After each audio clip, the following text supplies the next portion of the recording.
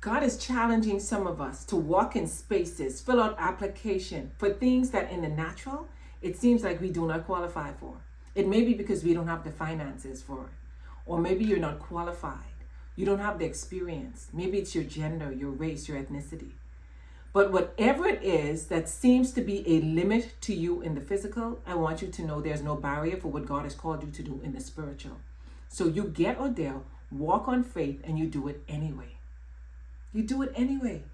And I have an amazing story that I can share with you from the Bible, and I hope this encourages you to step out on faith for whatever He's challenging you to do, regardless of what it looks like in the physical.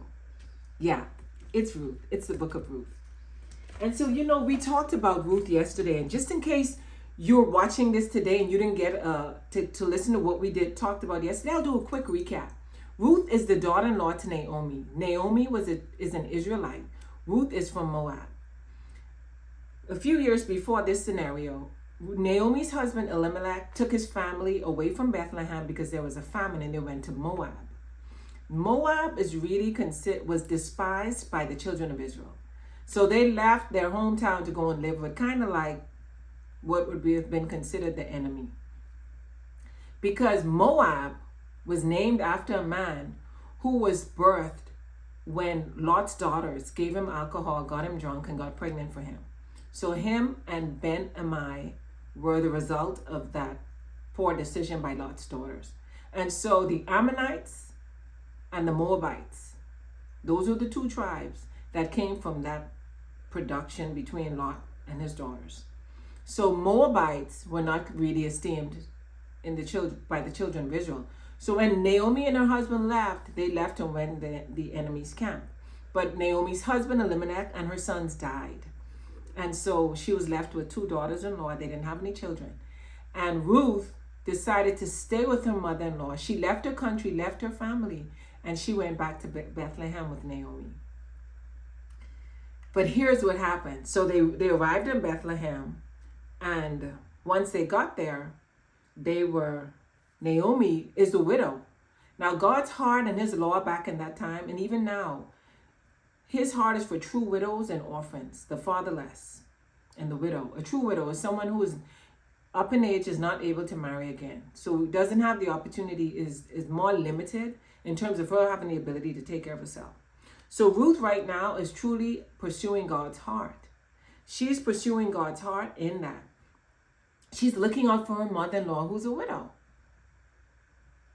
But because she's a foreigner, because she's considered an alien, and she's a female, there are some limitations for that. But Ruth didn't let that stop her. She knew her and her mother-in-law needed to eat. Now, what's powerful here is Ruth is an Israelite, but I don't see any accounts here of anyone coming to check on her to see if she needed anything. But Naomi was an Israelite, and I don't see anyone coming to check on her to see if she needed anything as a widow. But this is where Ruth steps up to the plate. And she doesn't let the limitations in the physical stop her from operating in the spiritual. So Ruth asked Naomi.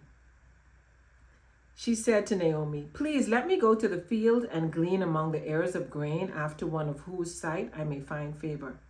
And she said to her, "Go, my daughter." So Ruth asked permission because there was risk for her going out there by herself as a foreign female. But she didn't let it stop her. She went anyway. So she departed and she went and she gleaned in the field after the reapers. So the first thing we see here is that Ruth stepped out on faith to be obedient to the commitment that she made. She promised Naomi that she would stay at her side and she would care for her. And so here we see her stepping out on faith, regardless of what the physical limitations were. Because if you look at it on paper, she was at risk, but that didn't stop her. So Ruth went to glean in the fields. She asked them for permission, and she was able to do that. So the first thing we see is her courage and her ability to step out on faith. So I don't know what it is that our Father may be putting in your heart and challenging you to do, and on paper it doesn't look like you're qualified. But you know what it is. But here's what I want to challenge you to do, like Ruth did. Just step out on faith. Fill out that application. Walk into that boardroom and give your presentation. Because you may be walking in spaces where they can identify that you are different. And I can even give you a personal example of this. A few years ago, I worked as a registered nurse at one of the best hospitals in the country, in my opinion, and based on statistics. And I worked there as a registered nurse. But I had this preoccupation with stroke patients. I always wanted to make sure that a stroke patient got what they needed. I just had a passion for it. I couldn't tell you where it came from, but I just developed a passion for it. I think part of it is because I like things that are fixed, that are not going to change every 5 minutes. And I think that's why, part of the reason I have great appreciation for my Father's word, because it doesn't change. It's fixed. This is what it is, you know? So anyhow, I had this insatiable desire to make sure stroke patients got the care they needed. Well, it turns out the stroke coordinator at that time, who's now my very good friend, was transitioning into a new role and they needed a new stroke coordinator. And I was like, I want to apply. And I was on a unit where we were like family. The staff there, amazing. One of the best experiences I've had as a nurse. And they supported me, they encouraged me. They were like, Latoya, yeah, but I was like, you know, there are other applicants and I don't qualify like they do. I don't have the education and the experience that they do. So I don't know if I stand a chance even. But I knew I was passionate for stroke patients. But long story short, they actually selected me for the position and I was able to work in that capacity for 3 years. Our hospital was the only hospital in the entire system that when we got our examination, the review by the Joint Commission, we never got written up for anything. We didn't miss anything in the 3 years that I served as stroke coordinator.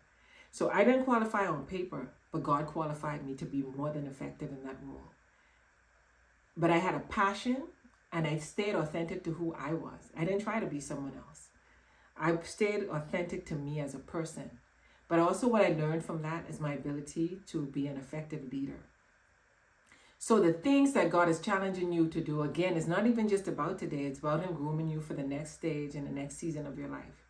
And so I just want to challenge you, like, step out on faith and trust God with it. So if it's you walk into a boardroom, and yeah, the people may acknowledge that you may not be qualified, but they will acknowledge that you are qualified in other ways that they may not be. And they will grow to appreciate the areas in which you do qualify. Maybe it's applying to go back to school. Maybe it's you're just presenting your job with an idea, with a new protocol or policy or procedure. Whatever it is, don't let the physical limitations stop you. Step out on faith, trust God with it, and go out there and do it. The second thing I want to say is this. She happened to come to the portion of the field belonging to Boaz, who was the family of Elimelech. So the field, she ended up gleaning in the field for a man who was the family of her father-in-law. So the second thing is this. When you step out in faith, the providence of God will meet you there. You'll be walking in time with Him. Things will just line up at the right time. It'll be these providential connections. So trust Him with it. They may change leadership at the time that you put in your application. They may invite someone else at the board meeting when you're going to be there. They may make a decision to select a certain group of people when you submit your application. When you step out on faith, you don't know how God is going to be working in the background. You don't know where He's going to lead your footsteps. You do not know. But I promise you that if He is nudging you in your heart, you step out on faith, His providence is going to meet you there. And not just meet you there, it's going to beat you there. Ruth didn't just end up in anyone's field. She could end up in a cousin who had a small field. She ended up in Boaz's field, one of the most wealthy men in Bethlehem at that time. Not only was he wealthy, but this man walked in the character of God. He was a kinsman redeemer. And to be honest with you, we're going to see later on in this chapter that Boaz actually is a representation of Christ in our lives. How He takes us in, even when we're aliens, when we're outside of His will. He still brings us back into the fold. So in a lot of regards, Boaz is a representation of who Christ is to us. But let me tell you what else I liked about Ruth. So she went there, she found Boaz, and then Boaz came. Look at more providential. He comes there while she's there. And he asked his servants, who is this girl? Oh, they said, that's the Moabite. That's Ruth, the Moabitess that came back with Naomi. She came and she asked us, please, can I glean in the field? And she's been here since morning. So it shows how they impressed her. Her character is already speaking for her on her behalf. So remember, when you're walking into doors that you may not qualify for, you need to make sure that you are giving it your all, that your character is speaking volumes, so that you're making up in character what you may lack on paper. And so they told him that. And Ruth was also being authentic to herself. She was in there trying to impress people. She was a foreigner and she was staying in her place. She wasn't trying to do more than she should. She stayed in her place. So we see God's providence after she moved out in faith. Y'all, the third thing I saw with this is how God brings his favor when you step out in faith for the things that he's calling you to do. It says that this is what Boaz said to Ruth. He said, listen carefully, my daughter. Do not go to glean in another field. Ooh, that's God telling us the same things. He's telling us to stay with him. Don't try and wander off and do it any other person's way. Stay with me and I'm going to lead you in this. I brought you to this field. I led you to this, what I want you to be a part of. I am going to make sure you get what you need. Don't wander off because someone else is trying to tell you another way to do this. You stay with me. Boaz is telling her, stay in this field. Don't go to another field. Furthermore, stay in this one. Let your eyes be on the field which they reap and go after them. So he's trying to tell her now, look, I'm helping you out, but I need you to stay in protocol. And protocol is you don't go to fields that have not been reaped yet. You glean after the people, after they've touched the field and you see things that they miss. I need you to go after them. You need to stay in protocol. And so that's what he advised her to do. But he said, when you're thirsty, you go and get water from where the servants draw too. And she fell on her face and bowed down and said, why have I found favor in your sight, that you should take notice of me since I'm a foreigner? She even says it. She sees and experiences the favor of God after she activates her faith, and experiences his providence. She experiences his favor so much to the point that it makes her ask, what have I done to get your favor? But Boaz said to her, all you have done for your mother-in-law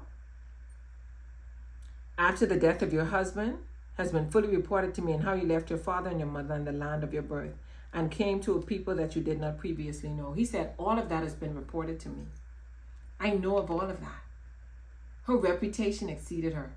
So these places where God is calling you to go, where his providence is going to be, you have to make sure your reputation, your character lines up with the supernatural doors that he's opening with you. So you need to be making sure you're walking in the supernatural.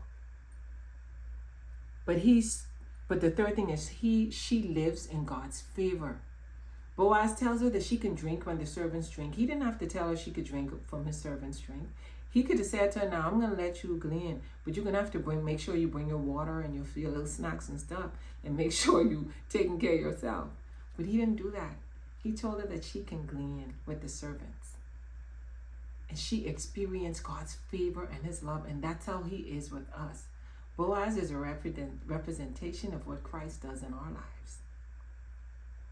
So whatever it is today that it looks like you do not qualify for this thing on paper, remember God, if he's nudging you to do it, if you've prayed and he's stirred your heart to do this, he's going to overqualify you in the spiritual. So take heart, walk in faith, and go after that thing. Make your presentation at the next meeting. Walk in that boardroom.